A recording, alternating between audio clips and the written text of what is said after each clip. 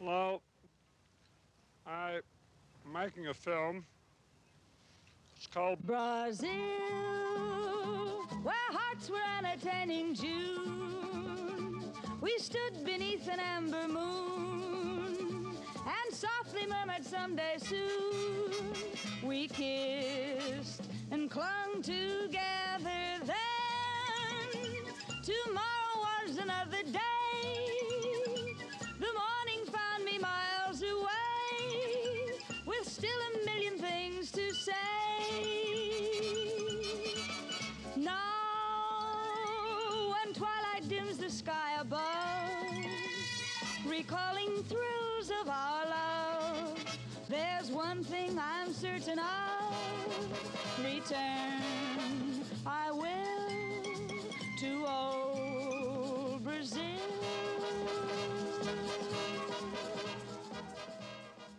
What is Brazil? What is Brazil? What is Brazil? That's a very difficult one to answer. It's half a dream and half a nightmare.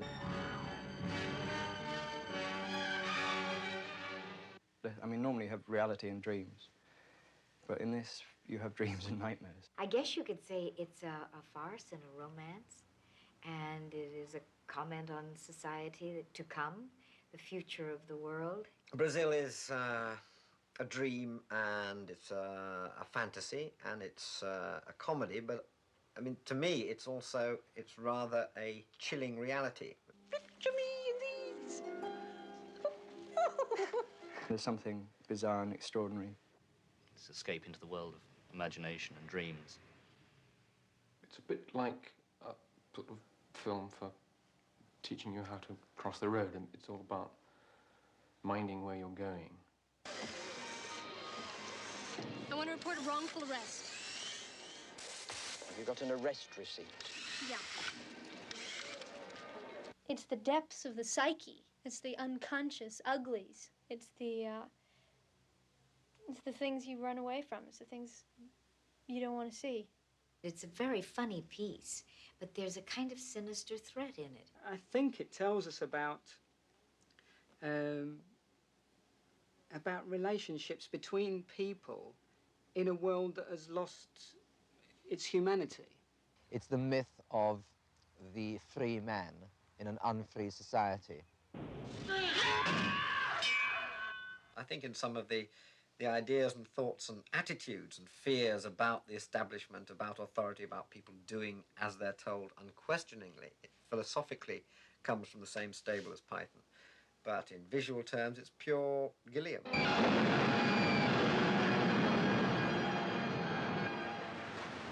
The film originally began down Port Talbot in Wales, and Port Talbot is a steel town, and the beach is absolutely black from coal dust that's sort of brought on the ships come into the quays, and these great conveyor belts take the coal, and coal dust covers everything, so it's pitch black beach, and I was sitting there at sunset, and I just had this image of this guy sitting on this beach looking out the sunset with a radio and picking up strange music like Brazil's and Latin American romantic stuff. And that's where it all started from. That's what the film is still about. It's about somebody trying to escape from it or thinking there's an escape from it.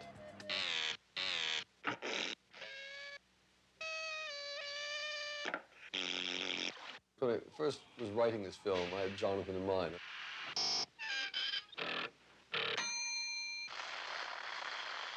As we were rewriting it, we were going to think he needed to be a younger character. And he read it and he called me up and said, I want to do it. I just said, okay, I'll humor him, give him a screen test. He did this thing, and I said, well, that's it. He's got the part. The minute Jonathan did it, there was no way anybody else could do it. Jonathan is quite extraordinary, and he's extremely professional. He's been on set virtually every single day. Here we are, your very own number on your very own door. And behind that door, your very own office. Congratulations, DZ-015. Welcome to the team. Yes. No. Cancel that. Send 2 copies to finance. Send that up to security. You remember the documentary crew I told you about yesterday? Hello, documentary crew. Oh, you're very nice. It's my big break into the glamour stakes, this film. Hollywood are baying for me. My involvement with Terry Gilliam goes back a few years ago, and he's very much an individual in his approach to his work. Each day is a challenge for Terry, and it's I don't know, it's very good to be able to fulfill, or to want to fulfill, his imagination. Back into memory. Central banking.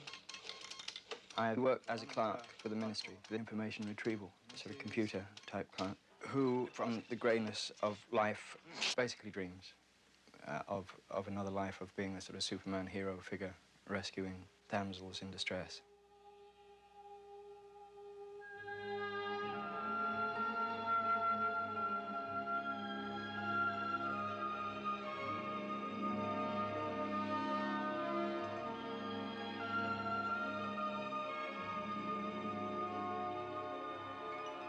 Now, this is a model of Sam in the film, who's having a dream of flying about. The hair's made of feathers, so as it travels through the wind, you get a little bit of movement from that.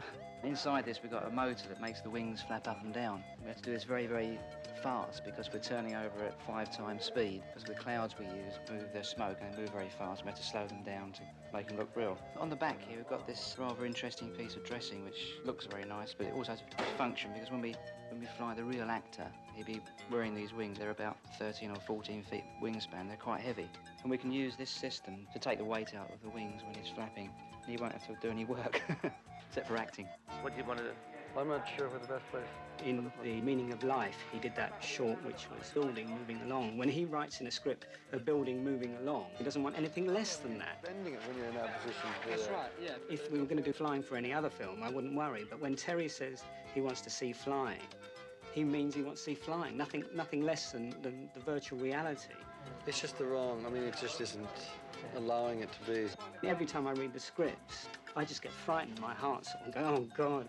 You don't want that. I was just trying to get that movement there. I lie to myself a lot, but it's all possible and easy. I think it's the only way the films would happen, because then by lying to myself, I believe it's going to be possible, and I convince a lot of other people it's going to be possible. At least we start the process, and then we're into it. That's when the reality rears its ugly head. It's about right for Jonathan Pike.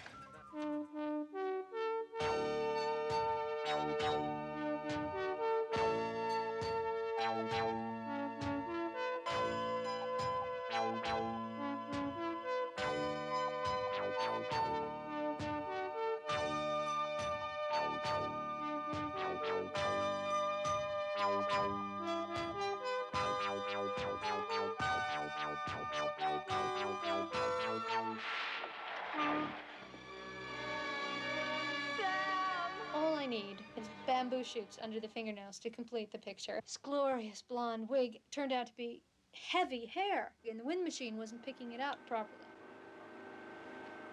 His dream girl is totally giving of herself, which is polar opposite, the other end of the axis, to Jill, who is mortified of giving anything of herself. Sorry, boys, but we haven't got any bacon. We got no bacon. We got plenty of room. Oh, it's all right, so we take a room. Who's there? Kim was sort of thrust into this crowd of real pros. She's fine, she's terrific. Yeah, she's got a good character in there. And I know it's going to sound incredible, but I've been dreaming about you. No, not like that. I mean, I love you. I mean, in my dreams. I mean, extraordinary, isn't it? Yes, she's very good here. Oh, yeah. Yeah. Good looking, sexy. Just my type. I just don't deserve such terrific luck. Damn right. And that's where you need, when we start putting the sounds on, Terry, we'll be putting huge screams on, big boot sounds. We go bang! Ah! Well, this was a very difficult film to start with. There was always a panic about the script. Terry had ideas, but he didn't actually, he couldn't get them into the script, and it went through a couple of writers. I just said, have you ever thought of working with Tom Stoppard? And that seemed a wonderful idea, you know, me and my pictures and him and his words. I think he only came to me because the whole thing, by the time, you know, by the time a film gets made, we're all a lot older. And I think that the pages had just got flattened out as the months passed, and he wanted somebody to just sort of stir them up a bit and see what came to the surface. Actually, I really wanted him to shake, not just shuffle it, I mean to really shake the thing by the scruff of the neck. Terry, I think, would like to have met more often, talked on the phone more often. And I didn't want to do that. I just wanted to talk to him a couple of times and take the whole thing away. And then he'd have to trust me for a couple of months. And then he'd get back 120 pages, for better or worse. He preferred exactly that. To write, go away, write, come back. We discuss it, you go away. And I can't work that way. I think that most people who make films would like to meet twice a day with the writer so they can change in the afternoon what had been written in the morning. I think that was ultimately our difficulty, is it's exactly that. It's about different work habits. Terry, as most film directors, and quite possibly rightly, considers that the director is the author of the celluloid. And I don't think he's used to arguing. I think because of the way he works, and he works on his own most, I mean, because of his success, he doesn't have to argue the point too much. And I really wanted to drag him down into the mire with me a bit. And he'd just say, well, fine, when we're shooting it, I'll be there, you won't be there, I'll do anything I like with it. You do see this, don't you? And I said, yes, all right, but just for today, on paper, let's do this.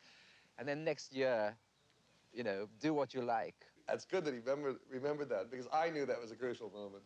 But I didn't, at the time, I didn't think he would take it quite as hard as I think he took it.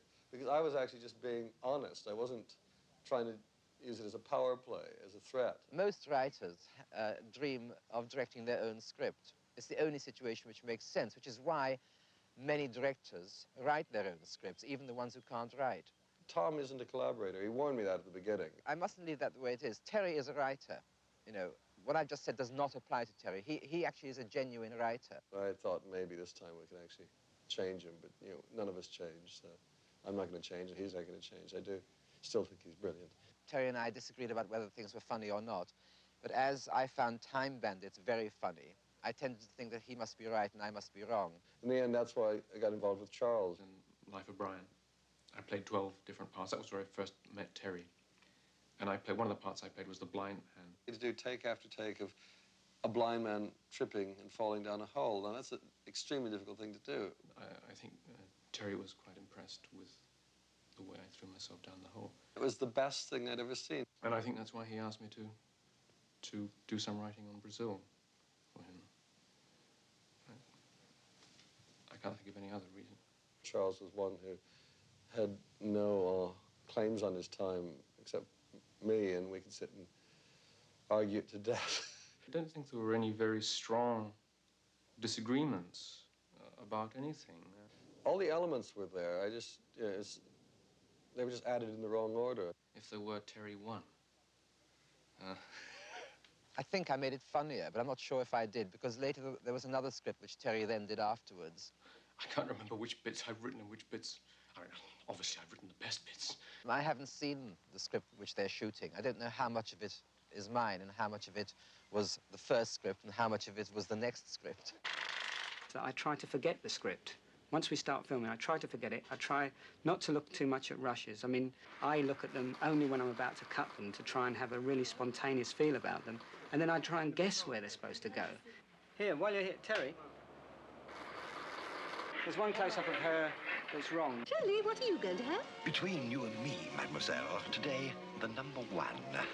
Whatever the writer writes, whatever the actor acts, whatever anything is at the end, it's the guy who sits there with the scissors, who's cutting the thing, and he can do anything with it, and he will do anything with it. They always do.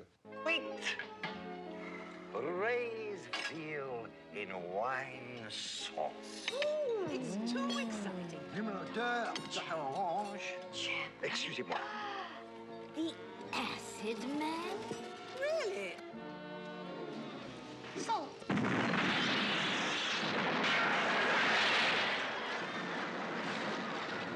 The restaurant scene which we shot at Mentmore was extraordinary. It's the home of transcendental meditation. Is where we shot one of our most violent scenes. Thinking about it as a more meaningful film and the way it was played. I mean, the fact that, I mean, you've got very wealthy people sitting, eating at a restaurant. An explosion goes off, and they carry on with their meal. I saw the most wonderful idea for Christmas presents at the chemist. Gift tokens. Medical gift tokens. Oh, that sounds marvelous. At one moment, I thought we were involved in a very sick joke, because there's a film that takes place at Christmas time, all about bombs going off in shopping centers. And then at Christmas time, Herod blows up, and they were back in business. just like that. I thought it had actually gone wrong. I couldn't believe the sort of size of the flames and the fireballs that were coming through. Yeah. And it's pretty dangerous stuff. Well, we just won't get it. I mean, I'll be lucky to get the scene. They wanted me to do this massive explosion out of the kitchen, but that was quite a problem. We couldn't make loud bangs in case the glass cracked.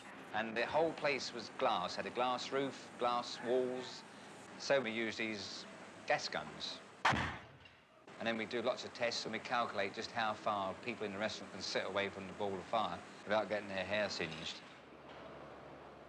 George Gibbs, who's doing the special effects, and he just finished Raiders too, and he says this one is harder. Oh my God. You want Michael Palin? He's not in. Well, if he is in, he's busy. All right, if you want to see him, he'll have to go and see his personal assistant, Mr. Katzenberg, around the back, in a garden. I'll tell him you're here. Mike's wonderful. Harvey, trouble. He provides coffee and things on the set, if I remember correctly. He's a little-known man who, this could be his big break, I think. Put him in the eyes of the world as a supporting actor. Ah, good afternoon. I'm Katzenberg, Mr. Palin's personal assistant. Extremely personal assistant. I'm afraid he's rather busy at the moment. We're trying to cut him down to 23 interviews a day, but if you'd like to take your place in line, he's giving some phone interviews over in the Attenborough room. I'm sure he'll oblige. Thank you. In a strange way, this was probably one of the more difficult things for Mike, because I was trying to get him to play himself, which isn't what Mike does. Mike is brilliant at playing 10 million other characters. No, I played the character of Jack. Yep, Jack Lint. No, someone else plays the girl. That's right. Sam! He's sort of best friend of the hero, and he retrieves information from people in various different ways, most of which are fairly gruesome. Alice! Jack really is the sort of man who likes to look right and likes to have everybody around him looking right, even his wife. Action. Sam! Sam, do you know Alison? Do you remember? Alison. Sam Larry, old friend. Alison, yes, of course. Well, you look different. Well, I'm 2 years older. And she's been to Dr. Jaffe. She doesn't like me telling people, but in fact, she's really pleased. I knew there was something different. Remember how they used to stick out? What? Oh, yes. Well, rather. Always used to wonder if they were real. What, my ears? Sorry? Dr. Jaffe pinned her ears back. Yes, that's right. Always used to wonder if she wore false ears. Oh, Mr. Helpman. Alison. False ears. Sorry. That was fun, Cat. Terry is worth working for, if you see what I mean. Don't get excited just because you're on film today. It can all be cut out later. He tends to produce on screen things which other people would never even begin to attempt to produce on screen. Our collaboration began with the Python movies, and then Jabberwocky. We then worked together on Time Bandits, which I actually did some writing for as well. Brazil, yeah. No, not in Brazil. It's called Brazil. Brazil.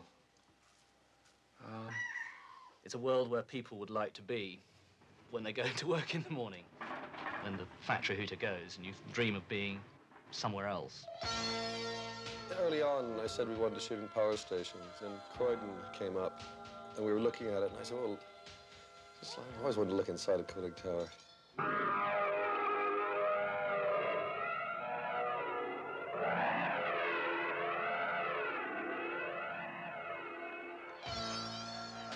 The film company making Brazil are using the cooling towers now. I don't really want to know too much about the tricks they're getting up to over there. It looks quite a dangerous procedure to me. We'd built a walkway across to the middle of it, 4.5 feet wide. But originally it was just one of those little spines that, were 9 inches wide going out there. I was terrified. Take 2. Oh, Jack!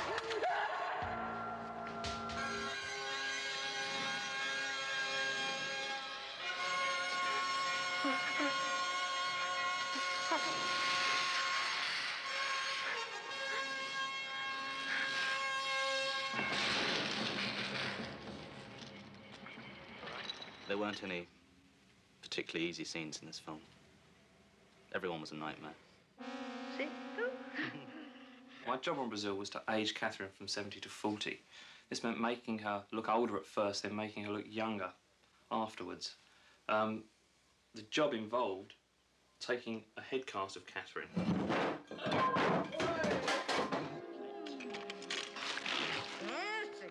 And already she's twice as beautiful as she was before. Voila! This is Catherine Hellman's head. What I've got to do now is sculpt in clay all the bags and wrinkles that make her look older. This can take a week or two. What I do next is make a latex copy of the clay modelling that's been done on this face, which looks something like this. I first met Terry Gilliam on the telephone. It seems that he was doing a film called Time Bandits, and he said, hello, want to come and do a film with a crazy American? He had seen Soap, which was very popular over here, and still is, I guess. It's still going. And he thought that my kind of acting suited his kind of directing and scripts. Just bent, just a little off. At the time we were doing Time Bandits, he talked to me about the character that I'm doing now. He said then that he had an idea for a crazier film than Time Bandits, but he didn't think anybody'd ever give him the money to do it.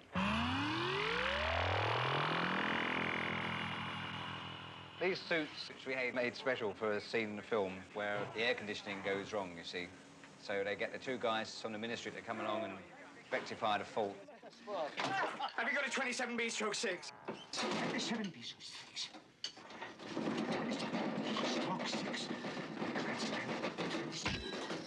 We found a company that make plastic suits for people that work in chemical environments. Believe it or not, people wear these when they're manufacturing bread to stop the hormones getting in their lungs, so we're told. What? My God, what's going on? Emergency procedures. I haven't got an emergency. Sam and Tuttle, Robert De Niro, they come along and they change over the sewerage for the oxygen supply on a panel outside the flat.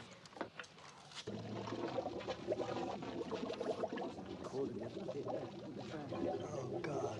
Jesus. The smell! Stop it! Oh, God. Shit. We're all in it together, kid. I don't know how De Niro does it, but he does it. It doesn't even show when you're first looking at it. And then when you put the whole thing together, it's there. It's a film performance. It's not a performance per slate. Arnon Milchan is producing. They'd just done King of Comedy and was doing Once Upon a Time in America, both starring De Niro. Arnon was saying, well, why don't we get someone like Bobby De Niro to be in the thing, you know? He just didn't consider that sort of thing. He's far too big a name for the likes of us. It's a very daunting prospect to have someone from a totally different background in terms of discipline and training. It was only to the last minute he finally said yes. And it became such a battle, us trying to convince him, at the same time trying to tell him it was going to be very difficult. Every 2 weeks, I get a visiting celebrity comes and acts. Why? I came into this game for the action, the excitement. Go anywhere, travel light, get in, get out. Wherever there's trouble, a man alone. He's got an amazing screen presence. I mean, there's a strange animal magnetism there. The minute he comes into the film, you feel it. There's something in here. And for him, this was a very difficult thing, because he's never done a bit part in a film. I mean, he's the star of a film always. In a strange way, he's turned out to be the most important relationship for the Sam character in there.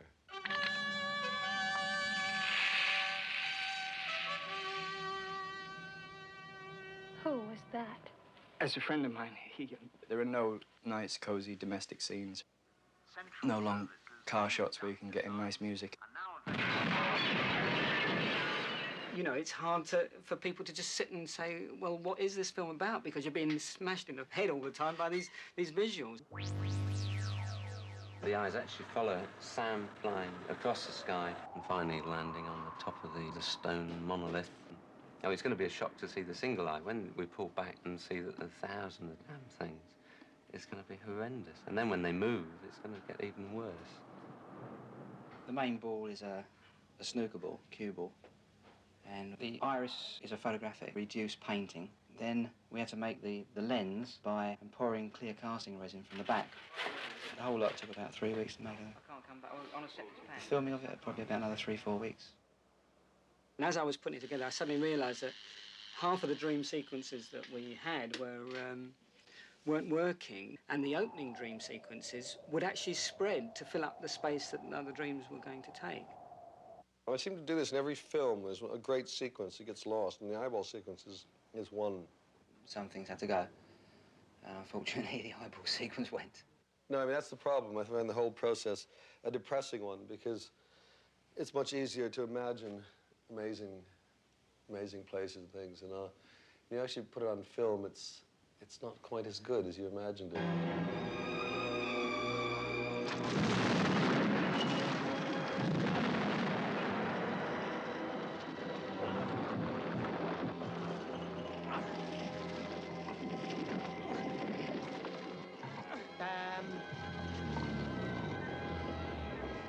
Don't go. Please. What is Brazil? Yeah, no, I just, there was someone else on the line, a Japanese voice. I don't even know why it's called Brazil. I keep asking Terry why it's called Brazil. At the beginning of filming, I had a view of it, and at the end of the filming, I'll have a view of it. Right now, because we're right in the middle, it's, I've forgotten. Nobody knows.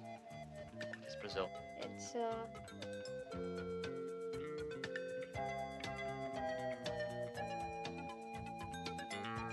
Answer number 2. How about the impossibility of escape from reality? How about that? It's a Viking musical. Let's try another one. About late-night shopping and terrorist bombings. At the moment, I don't really know which script is being shot. Terry said, well, for heaven's sakes, don't say that it's too serious to anybody, because then people will stay away from it. I think there's a lot of strange things in this film. No, I have no scenes with Nastasia Kinski. She's not in it. I'm not sure if this is the kind of plug that Terry wants for his movie. It's like lifting the top off Terry Gilliam's skull It's mad, and glimpsing inside. and it's wonderful. It's entering Terry Gilliam land. It's Franz Kafka meets Walter Mitty. It's fine. Very strange.